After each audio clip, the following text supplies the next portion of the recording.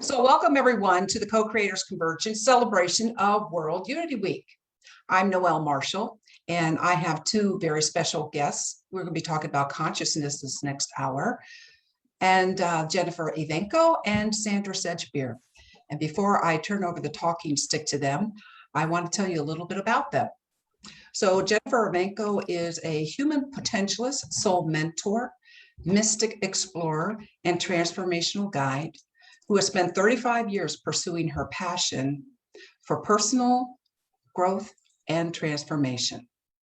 Her guest has taken her around the world to ancient sacred sites, been there with them, renowned mystery schools and transformational teaching centers, studying metaphysics, meditation, integrative medicine, and mysteries of consciousness. She spent 4 years traveling with and being personally mentored by one of the greatest pioneers of the human potential movement, Dr. Jean Houston, another favorite of ours. Jennifer currently hosts a live streaming show on Om Times called Adventures in Consciousness, The Conversation.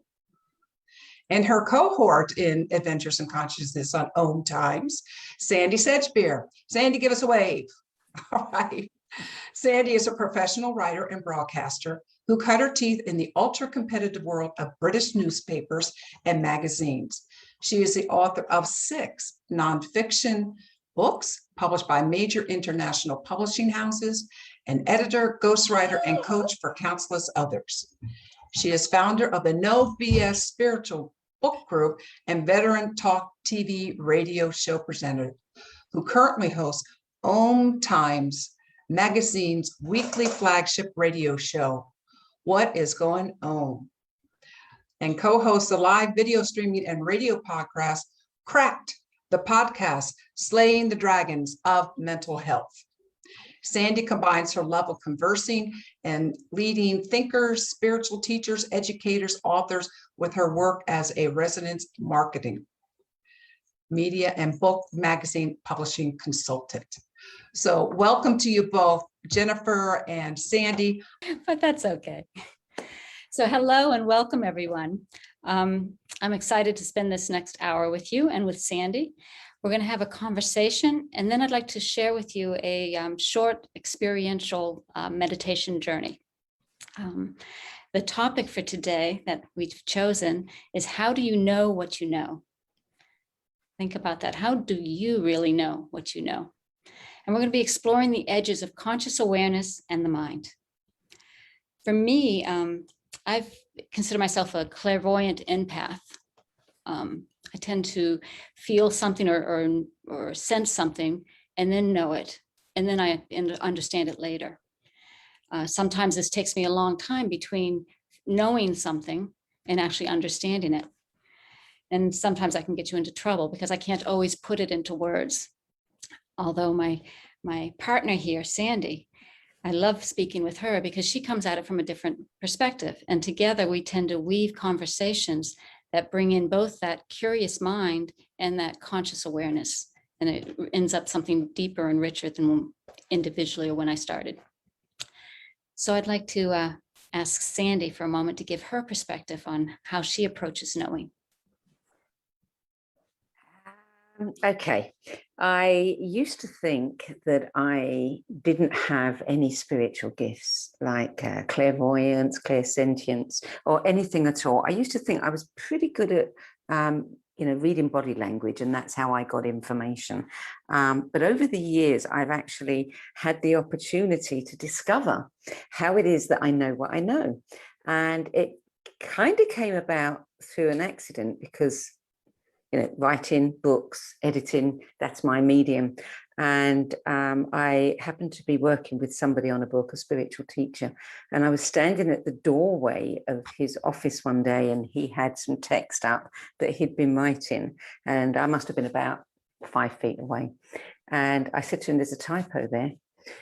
And he said, "How do you do that?" He said, "You're always finding those typos. How do you do it at that distance?" And I thought, I don't know how I do that. But having studied NLP, I knew that if I wanted to learn about something that you do, a behavior, a trait that you've got, then you slow yourself down and you go through the process. And so I took some time out to think about how I knew. And by slowing the whole process down and really focusing, I understood that I have what I call a typo in my tummy. And what happens is I see something that is out of pattern, out of alignment. The eye sees it. The stomach immediately goes into a place of error alert, error alert, error alert, sends it to the brain. And, you know, I find what's out of pattern there. And I call it the typo in my tummy because I discovered it, you know, looking at typos. But what I realized is that, and this is something we all do, we're all sensitive to frequency. And, you know, truth is a frequency. And alignment is a frequency. And when those things aren't there, there's something within us that tells us, you know, we've all got our own GPS system, and the typo in the tummy is mine. And this is the thing that we have to work out. What is our GPS system? What is the process that tells us that what we're hearing or what we're feeling or what we think we know is truth, and when it isn't? And I've actually found it works 100% all the time. You know, I feel that wobble in the space, and then I go looking for what is wrong. It's Does that interesting. explain it? It does beautifully. And it's interesting. You know, we do all have our internal GPS, and it's where we put our perspective. I had just put a lot of weight on my already just sensing that knowing. And then I think about it, then I bring in the mind and figure it out. Whereas you with that curious mind really think about things and then recognize the knowing that's there. Yeah, I mean, there's an old saying, you feel before you think, you know, and for me, the typo, I feel something. I feel a discomfort, you know, it's not very strong, but it's there and it's enough to get my attention. Then I think about it, and then I kind of follow the clues, so to speak, to the source of it. Yeah. Well, that's a good point too. You think about, you have time to know that you're feeling something and thinking about it. But right now, in these times, over these last years, we have been bombarded with so much muchness. Jean used to say muchness, you know, and we, you know, there's too much information to process it all or to digest it all. And you and I had an interesting conversation the other day about the change. You want to share that? Yeah. You know, there's a great astrologer that I really love. I love his commentaries. He was an investigative journalist, and he brings that to everything he does. And he does these great commentaries on what's going on in the world. And he nailed it for me when he pointed to what has happened since the era of the internet. And, you know, I was thinking back when Jen and I were having this conversation about when I was a kid, if something important happened, you know, back in the day in London, they brought out a special edition of one of the newspapers, and you'd get guys standing on the street corner saying, read all about it, murders happened, you know, unusual events. Well, as those unusual events became less unusual, that kind of thing went away. But I used to go to the movies every week, and that's where I'd see the international news. You'd get this Pathé News, and it'd tell you what's going on in the world. So information came in slowly. You know, you had to read it, or you had to go and watch it at the cinema, or if you were lucky enough to have a television, you would see. But even there, you think about how information was presented to us. It had its place, you know, it was in its little box, literally on the television. The news, you know, you'd wait to hear the news because that was the only way you knew what was going on in the world. And there was this really, you know, important music that told you something big was coming along. And you'd always find that the newsreader was very solemn and serious, and they, you know, great gravitas, and they would deliver the news, and you'd have time to think about that. You'd have time to discuss it with your partner or your friends or whoever. And now you look, since the advent of the internet and iPhones, the news is there in this tiny little box in our hand, and it is relentless and it's constant. and the headlines are going across so quickly, we don't have time to digest one before the other one comes. And frequently the other one is something completely contradictory. You know, I was looking at my phone the other day and there were 4 stories showing in that space, and they were all on what was happening in England with COVID, what was going to happen in England, and every single one of them told a completely contradictory story. And I thought, you know, this is bombarding people's brains. It's going in these tiny little sound bites, and they haven't got time to think about it and process it before the next one. And this creates a cognitive dissonance. You know, the brain can't handle it. And in hypnotherapy, you know, if you want someone to go into trance, well, you overload the brain with information that they can't process, and the brain gives up. And that's how we are all being trained to go into trances.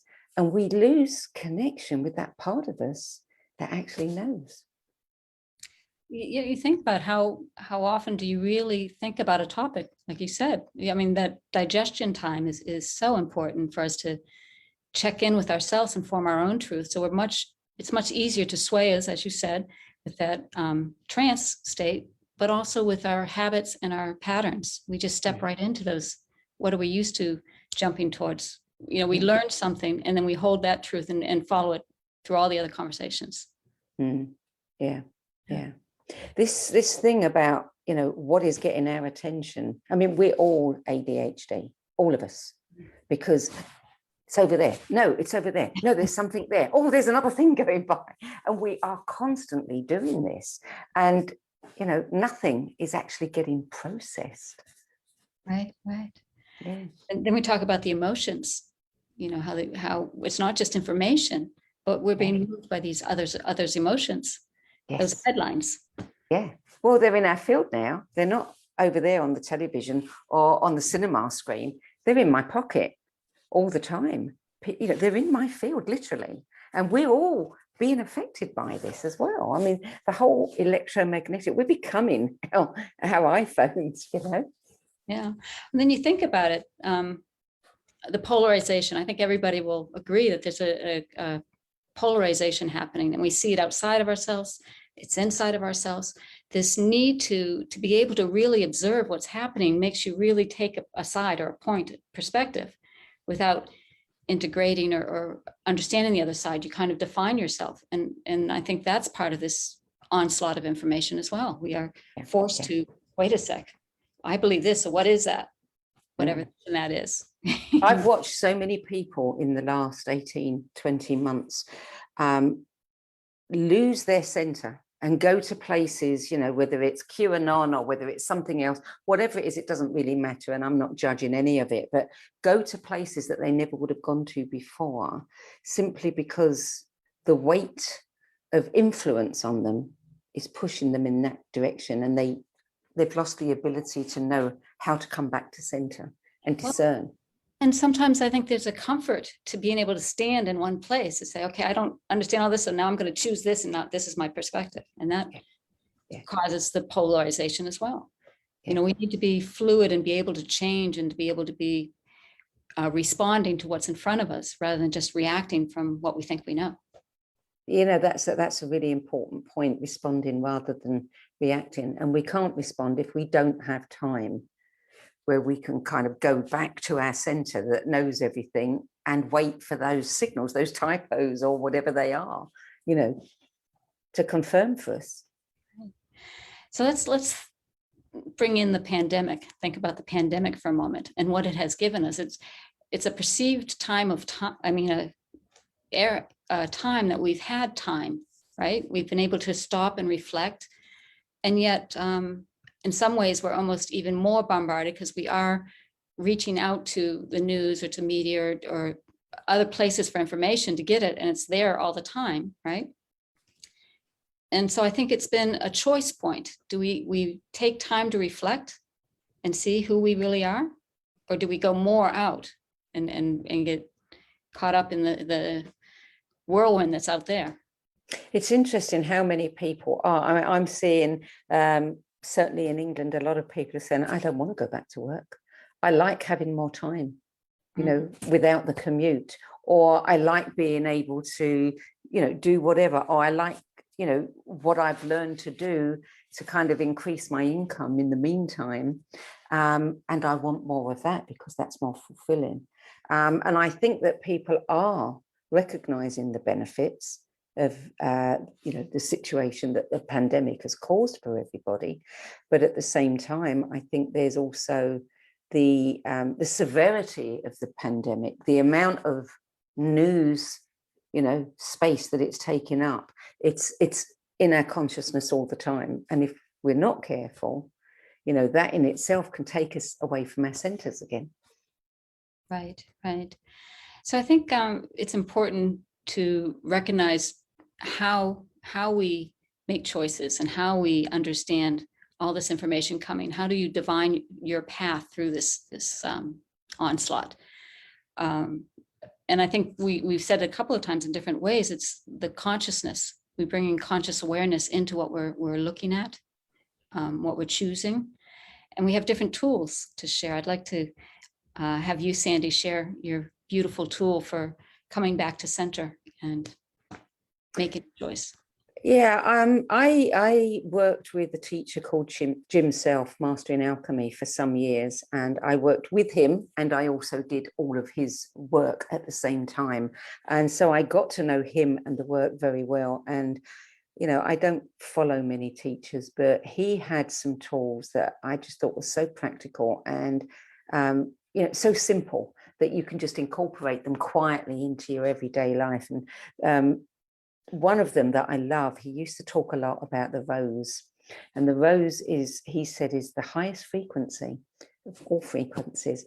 And he taught us a trick where, you have a rose, you can create as many roses as you want, because they're there, they exist, and you can just pull them up in your hand and, mentally imagine that you've got a rose in front of you.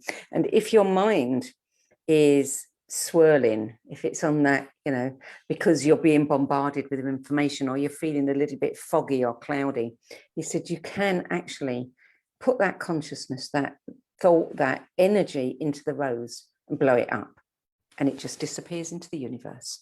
And then you just create another one, and you do that as many times as you want. I found that really, really good. The other thing you can do with the rose, he says, if you stand with your arm stretched out and a rose in it, and then you turn full circle 360 degrees, everything on the other side of that rose is what he calls the theatre. That's there for your entertainment. And everything within that circle is you. And so all you need to think about is staying in that circle. And that way you can observe what's going on. You can listen to the conversations, the news, whatever it may be, but you've got that little barrier there of protection that allows you to stay centered within yourself, so that you can observe and evaluate that information from a different place, a place of much more calm and peace. I mean, they're two things that I use all the time. They've been invaluable. And I think just giving yourself that time, just, what do I really think? What does me, what does my soul think about this? What does it feel about this? That's one way to give yourself the time to do that. Beautiful. I think remembering to take that time is also a challenge. We can forget and get into our habits and I always laugh. I'm driving down the road and I'm pulling into Starbucks and drinking that cup of coffee before I've even thought, do I really want that cup of coffee? We don't stop and think or connect with ourselves and really make a conscious choice. So for me, my practice, having a daily meditation practice, is a way to naturally bring in that time, that pause. It happens naturally when you meditate regularly. It's one of the, they talk about soda is a exercise that Deepak Chopra used to talk about, where you would stop, observe, detach, and then act. And again, it's focusing on that pause before you act. We are in this wheel of memory, action, desire, right? Desire, memory, action. It's these three elements that we call the software of the soul. And we often get caught between our memory and our action. We're constantly, again, I have a memory of a coffee tasting good, and I go and I stop and get it without thinking, what do I really desire? And when you meditate, you just have that natural expansion of that wheel. So now that you're taking a breath and thinking, do I really want to stop? Or when you have information coming towards you, do I really believe that? Is this what I want to follow and understand? So those are a couple tools that I use. And I did like you mentioning the frequency of the rose. That's another important thing about us. We tend to move into an environment and can be switched or influenced by all that frequency that's going on in that environment. So if you walk, I know if you've walked into a room and there's a lot of heaviness in it, you begin to feel it. And if you're not conscious about it, you take it on as your own, right? So having a practice of any practice that can balance you into your center and increase your own frequency, raise your frequency. I love the practices of gratitude, just thinking about what you're grateful for. Or do you have any, who you love? Yeah. Do you know, I remember speaking to Jim Self once about migraines. I used to suffer from really bad migraines. And he said to me, the answer to your migraines is very simple. He said, you are matching the frequency of the migraine. He said, if you can change how you're feeling, what you're thinking about, put on some music, no matter how bad you're feeling with a migraine, do something to lift your vibration. He said, you will be at a different frequency and that migraine will go. And it worked. It worked every time. And so I think, we forget our own frequency. We've got to take care of that. We've got to nurture that. It's interesting. Also, I've heard of some great visionaries, Hildegard von Bingen or other visionaries that would suffer from these migraines, and they wouldn't. I mean, my first response is to get away from the pain, right? To not think, how do I avoid this? But they would actually go into the pain, and then through the pain, and that's when they'd start having visions. Yes. In fact, I've just finished recording an interview with someone who was talking about that's how he first ended up on his spiritual journey. He loved football, but there was something wrong with his body, and he had so much pain that he had to strap himself up and do all kinds of things. But in the football, he would go through the pain. And it became almost like this numinous experience for him. And he wanted more and more and more. And that's how he ended up becoming a spiritual teacher.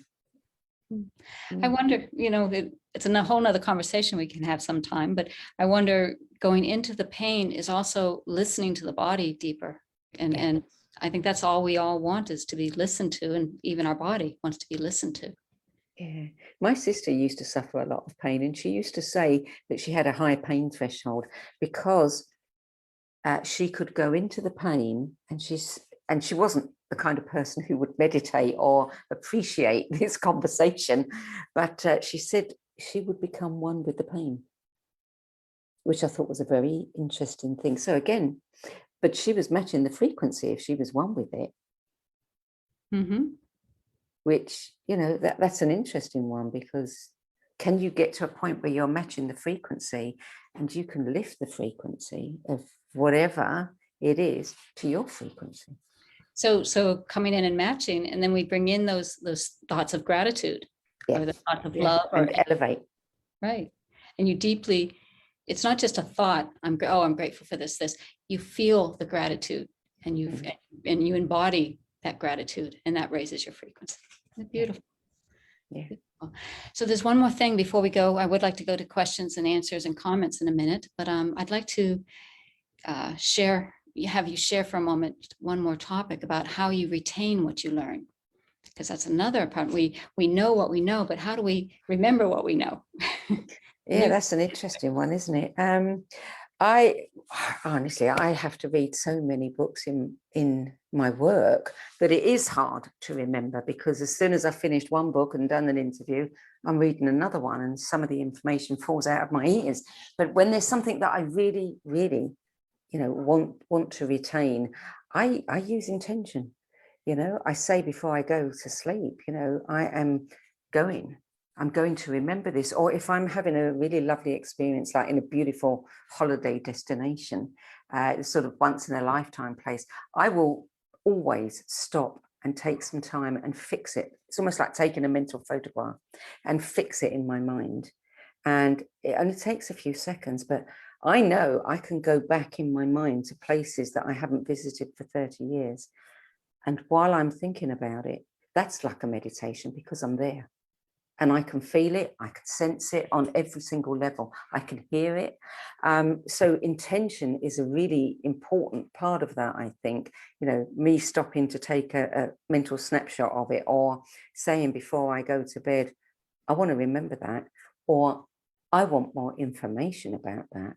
And when I do that, I usually do get dreams that actually have something to do with what it is I want to know about, and then wake up having ha-has. So that's a pause. You mentioned bringing another pause in, you stop, and then conscious awareness. You consciously make a choice to remember it. Yeah, that's the word, conscious awareness, or 2 words. Yeah. Beautiful. So I'd love to see if there's any questions or comments anybody'd like to share. Or share your tools. Yes, share your tools. Yes. Okay. We can chat them, or you can raise your hand. I'm going to jump in here and just say that, yes, you can put your questions or comments in the chat, or you can raise your hand, or just take off your video and wave at us. We're very approachable. And while you're considering, I'm going to tell you a little bit about what we're going to do next. Awesome. So we have a short taste of what I call as an adventures in consciousness. These are a little bit more than just a guided meditation, if you choose it to be more than a guided meditation. It's your power to bring yourself into the journey. Today, we're going to look at a couple of tools that I use in all of my meditations. The first one is prana breathing, which is breathing in through your nose, out through your mouth with a pause between. And it's just deep, conscious belly breathing. Very simple, very effortless. That by itself is a great meditation technique that you can use for 10 minutes a day, and it's perfect. We do that to start our meditation, and then we bring in a tool that I learned from Jean Houston quite a long time ago. It's probably the first thing I learned from her, and it's one of the most profound. It's called the Entelechy. Entelechy, I'll write the word out for you. People always ask. There you go. So the Entelechy was a word that was used by Aristotle that means it is the entelechy of an acorn to be an oak tree. It means the acorn is fully coated with everything it needs to be that oak tree. So we can say it's the entelechy of a baby to be an adult, or it's the entelechy of you to be fully realized in your full potential. So we're going to introduce you to the entelechy, and then we're going to just do a very simple journey about conscious choice making. Let's see if we have any questions in the chat. Oh, I missed it. Okay. Flo, she says, puts a new spin on headaches. I have had them since I was 21. Need to try that. Much gratitude. I see. We've got some more comments you can read in the chat. Sandie, do you have anything you would like to add before we start? Don't think so. Okay. So we're going to go ahead and start the meditation, and then we'll come back for a few minutes afterwards. I would suggest that if you can, please sit or be in a quiet space. No driving and moving heavy equipment, please. This will be a deep journey. Here we go.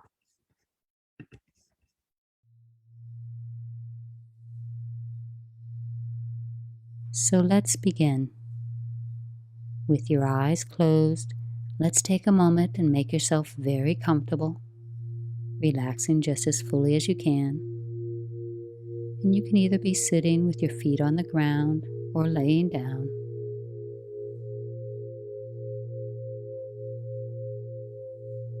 And for a little while now, with your eyes closed, let's bring the awareness to your breath without changing your breath. Just be aware of how you breathe.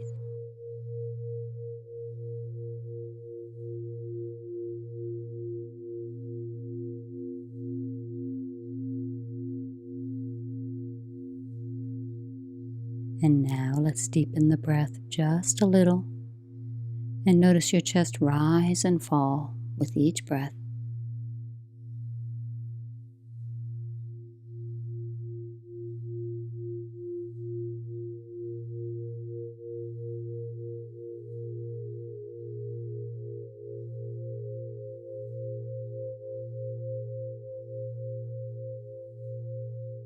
And now we're going to deepen into those long, slow belly breaths in through the nose.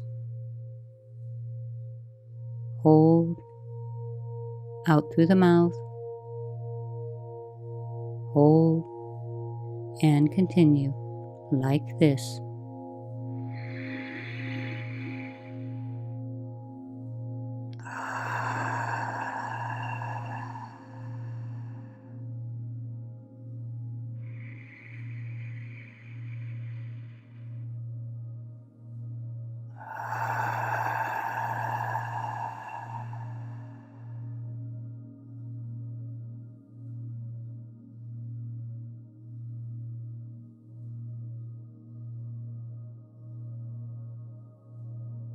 As you breathe in, imagine breathing in a light blue color, a sky blue energy.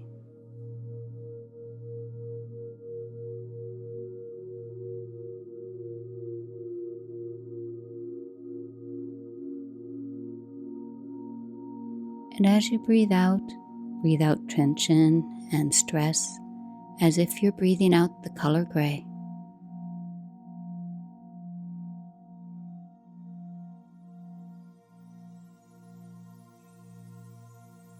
Each breath in, a gentle wave of that energy, breathing it into every cell of your body.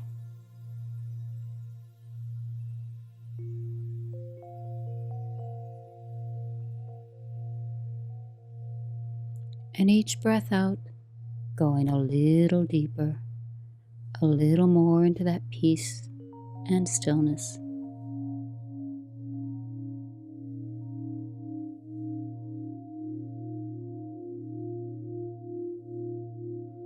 Continuing that deep breathing just a little longer. And as you do, I invite you now to place your hands on your lap with your palms face up and breathe into those hands. And imagine now, and for the next few minutes, accept that it is true, that standing opposite you is your own high self, your entelechy. That part of you that gives you your deepest purpose and reason for being, your higher guidance.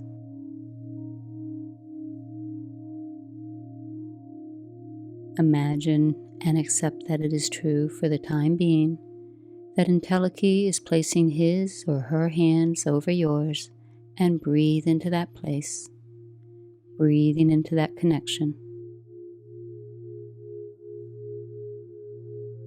You may begin to sense some tingling, a little electricity, a subtle touch.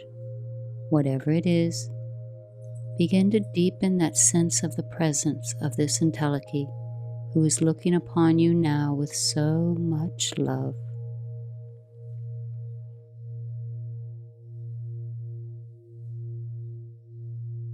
Remembering that entelechy knows your failings, your triumphs, who and what you are, and loves you unconditionally.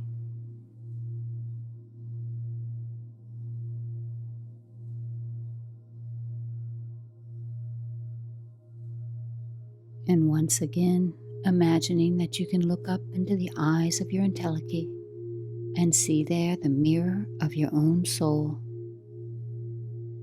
Entelechy holds all the dimensions of who you are, and is holding you in this moment with such awe and wonder.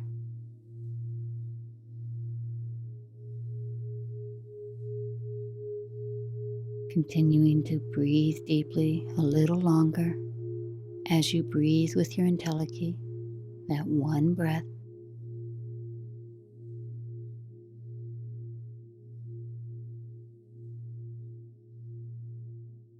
And I invite you now to ask those beautiful soul questions, sharing the questions with your entelechy as if a conversation. The first soul question: who am I? Who am I really?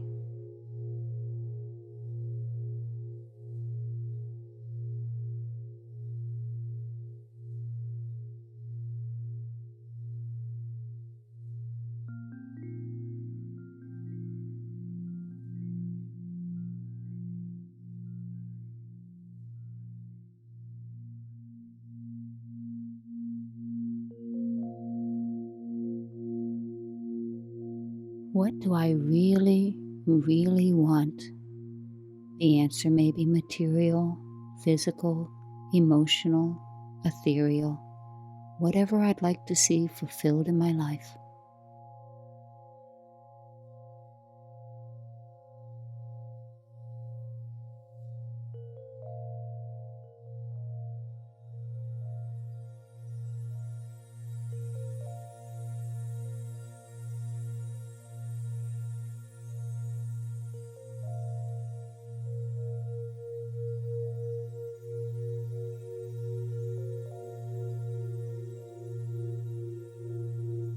And the third question: what is my purpose? How do I serve?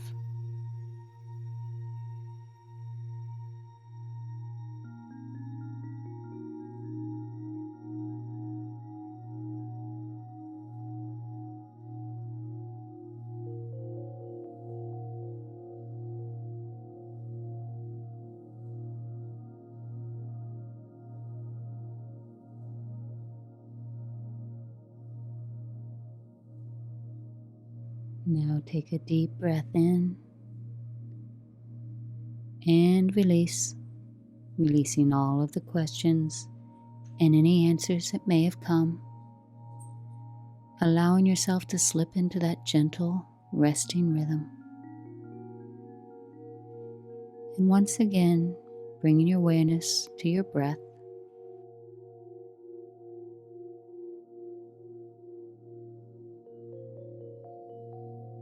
Now I invite you to consider your day in front of you.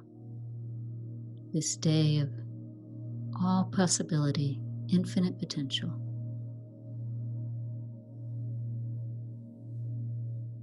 Each moment you have choices.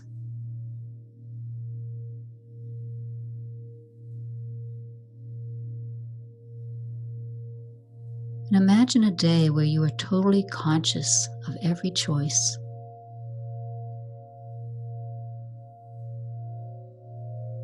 Aware of what will bring you such joy in each moment.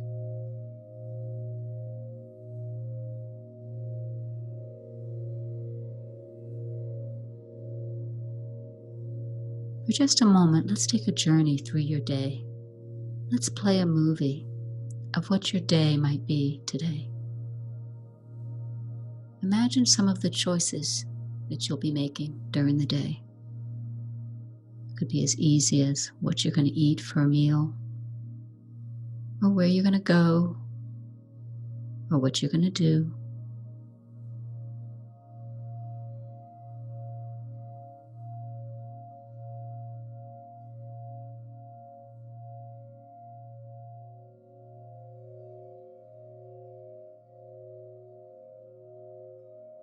Any of the choices that you have during the day.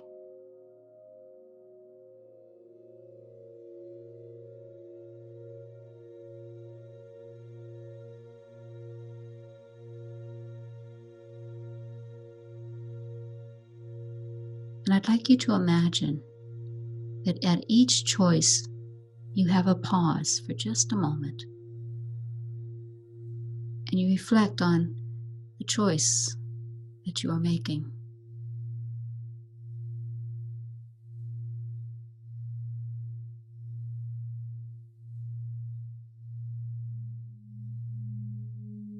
Bringing some awareness, some consciousness into that moment of choice. And noticing each choice you make lifts your heart and feels right.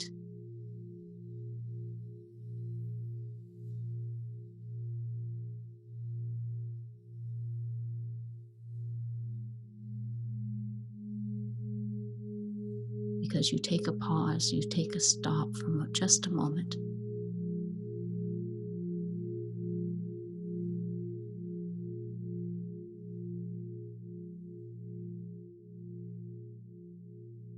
Om Kriyam Namah. My actions are aligned with cosmic law.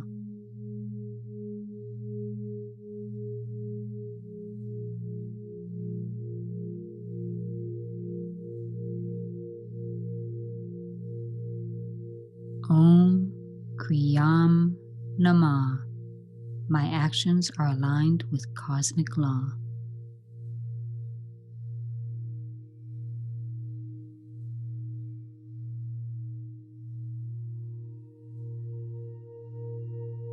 Om Kriyam Namah.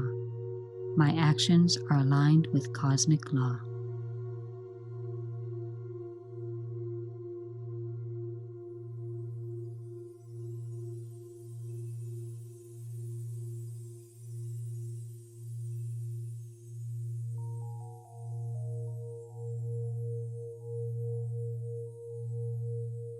Now coming back to my voice, turning to your entelechy as if in a dream, and bowing in Namaste, recognizing the divinity in the entelechy is the divinity within you.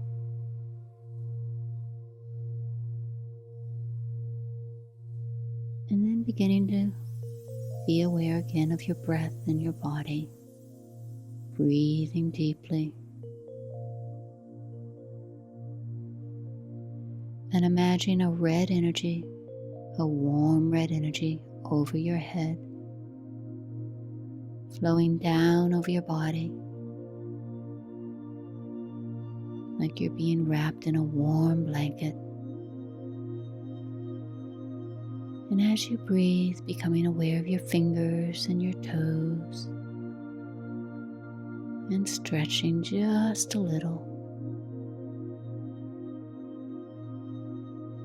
And when you're ready, at your own time, slowly opening your eyes and coming back.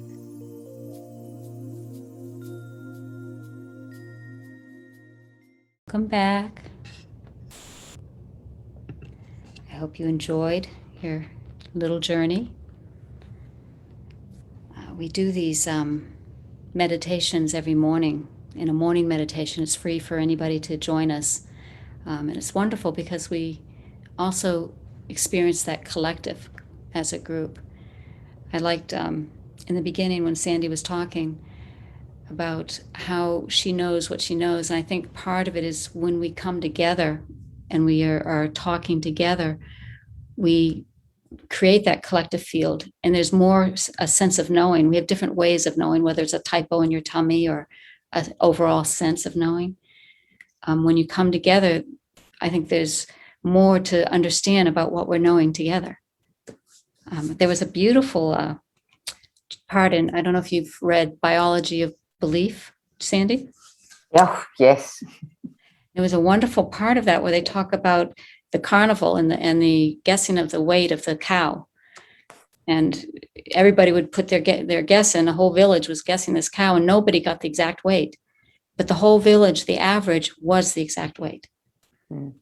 So I love that idea. So when we do morning meditations, we're taking advantage of that collective, going in and getting your deep nourishing. Together we raise our frequency, bringing in that compassion, that love, gratitude. And then we have a few minutes like the meditation we just did where we connect with our own higher self. And it's a deeper experience when you are connected with the collective and all going inward together. Sandie, you've done some of my meditations. You have an experience with that. I have to confess, I'm the world's worst meditator. I have tried it so many times. Jennifer's taught me. What works for me, I've found, are her adventures in consciousness. They're the ones that I really enjoy. And yes, I can do those because I always get to have an experience. And it's, it's an incredible experience. But yeah.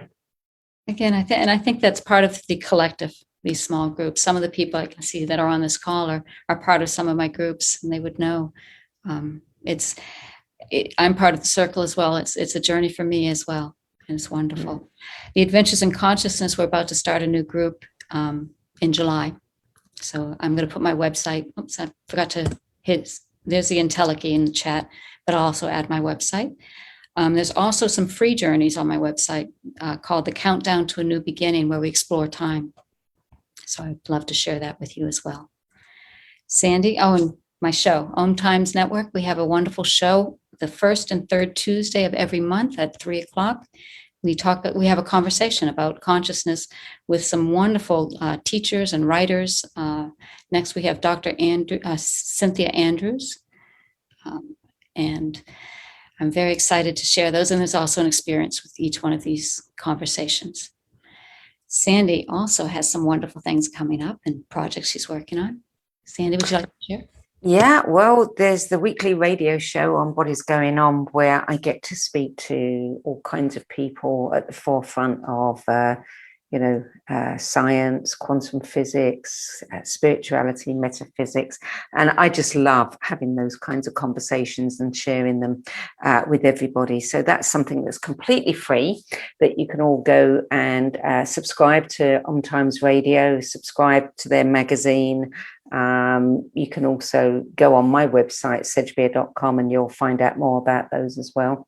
And the other thing that is completely free, and it's part of my service project, is the No BS Spiritual Book Club. We all know there are a gazillion books being churned out all the time now. Everybody wants to be a spiritual teacher, and the market is saturated, and it's very hard for people to know what's worth spending their money on. Well, my little effort to combat some of that is to create the No BS Spiritual Book Club. I go to many of the people that I have personally interviewed, met, had some kind of dealing with, that I know are authentic, who've walked the talk, who've done their work. Some of them are very famous, some of them aren't quite so famous, but I asked them to give me the 10 best spiritual books that influenced them the most on their journey. And we're building this ever-growing library of these recommendations. So if ever you're looking for, what should I read to help my growth and development, elevate my consciousness, break through the next, barriers, whatever it may be, go over to my website, sedgbeer.com, click on the No BS Spiritual Book Club tab, and you will find all kinds of people and all kinds of recommendations. And it is interesting how some of the same books come up again and again and again, which just underpins, how valuable they are. But we also do a weekly interview with those contributors, where on video, live streaming, where we not only get to dig a bit deeper and hear about the intimate details behind what was happening in their life at the time they read that book, but also what they're doing and what else has helped them on their journey. So again, that's totally free. Make the most of it. It's there to be used. I have to mention too that there is, it's not just the books and the recommendations, but listening to the video show and hearing the person's journey through these books. You might have the same recommendations and the same books on a few different people. The journeys are very individual, and it's when you listen. You would tell me about I always have trouble with his name, Ruiz, Don Miguel Ruiz Jr. And you were very surprised by his books. Oh yeah, and I mean, just before we came on, I caught the tail end of something on conscious parenting, conscious grandparenting. He surprised me when he started talking about temple grounding and other books on parenting. And, I don't know if this is common knowledge, but he revealed that he's got an autistic son. And that really, our conversation went in a whole other direction, which was beautiful. The thing that I found about these interviews, the thing that I personally love, and I've done thousands of interviews, is the fact that when these people are sharing their books, they are not pitching their own book. They're not on a role where they know what they've got to say about their latest book. They're not selling anything. They're talking about the books that made a difference to them, and they're talking about their journeys. And so we meet them in a completely different place that, I haven't seen some of these people in before, because they've always got an agenda when, they have to when they're doing interviews, but these are quite different. And I think that's why people like them so much. Yeah, I agree. I have to admit, when you did me at one point, I did my 10 best books, and it was quite a journey for myself just to go through that process of going through the books again and learning, where I was in each moment of these books. It's very a lot of guests have said it's actually quite humbling, because they go, oh my God, this is where I was, and I'm noticing now, again, pay attention, awareness of how far I've come, and they get a great deal out of it because then they have gratitude for their journey. Yes. So we have a few more minutes. Is there any questions or comments? Anybody'd like to share their tools? I'd love to hear some other people with their wonderful tools for stopping, pausing, and making conscious choices. There she is. Hi there. I want to read some of the comments that are in the chat here from Flo Bonamaso. Thank you, Jennifer and Sandie. Your conversations are so valuable. I'm ever grateful for morning meditations and adventures in consciousness, and just beginning to appreciate Sandie's 10 favorite books. Yeah, the no BS book club is really fun. It's Can I interrupt there and say that I asked you and Bob to come on it, so get your lists. We need them. You take comic books? No, I'm just kidding. If it inspired you, yes. Okay. All right, Sandie, we'll make it a date. April would also like to say, thank you, Jennifer. Truly felt the community. My experiences is back to the meditation. And yes, there was no sound on that meditation. That was for you to go inside. And my experience was visceral, my body feeling very hot, going out of my head, and felt my soul embodied. So I have roses up. I first learned that at the Fourth Center in Lake Tahoe, 1977, part of the Berkeley Psychic Center back then. Thank you, Sandra. So if those of you who weren't on earlier, that was one of the techniques that Sandie did share to have a shift in perspective in your consciousness. So this has been a delightful, and I'd like to have Kathy Mason come on. She's going to be hosting our next hour. And Kathy, go ahead. And you can unmute yourself. Hi, Jen. Hi, Kathy. How are Wonderful to you? see you. Beautiful. Yes, I'm so glad to reconnect. And Yeah. Sandra, I want to come on. You do? Go to the website, have a look, send me a note, and I'll tell you what the small requirements are. It's not anything onerous. Okay, I'm always challenged when someone says, if I want to start my process, what do I do? What do I read? And there's just hundreds of books. Yeah. Hundreds. Yeah. And it's always nice to get good recommendations from people that you know have walked the walk. Yeah, I've been doing this for 21 years, so I get it. Oh, thank you so much. I'm going to say that I listened to your interview of Jennifer, and I learned so much more about Jennifer. And I really thought I knew her. Yeah. That's the fun of it. Yeah. It's We really get to know does, the like you person, said. don't we? We get to know the person. Yeah. Really do. Well, thank you both so much. This has been Thank you. very Thank helpful. you, Noel. We and really Bob. appreciate having you here. And we're quite grateful that you took some time with us to help the co-creators converge and celebrate World Unity Week.